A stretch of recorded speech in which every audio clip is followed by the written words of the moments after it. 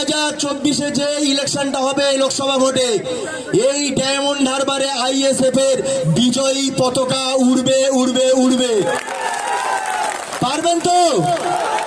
কোন কয়লা ভাইপো টিকবে না এখানে, কোন কয়লা ভাইপোর এই ডায়মন্ড হারবারে চান্স নেই। তৃণমূল কংগ্রেসের যে সমস্ত চোর চিটিং বাজগুলো ভাবছে যে লোক কম হবে, এলাকায় এলাকায় ধমকাচ্ছে চমকাচ্ছে, আপনাদেরকে বলি ধমকে চমকে বাড়িয়ে বসিয়ে রাখা যাবে। আর নওশাদ সিদ্দিকী যেদিন নমিনেশনটা করবে সেই দিন দেখতে পারবে ডায়মন্ড হারবার, সেই দিন দেখতে পারবে কয়লা ভাইপো যে ডায়মন্ড হারবারের জনগণ কি রেজাল্ট দিতে চাচ্ছে, সেদিন দেখে নেবে।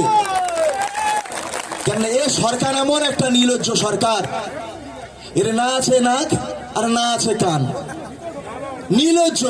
দেখবেন যাদের নাক নেই তারা সব জায়গায় যায়, তাদের নাকে কোনো গন্ধ লাগে না। সেই একটা কথা আছে, বাংলায় কথা আছে, শুনিনি নাক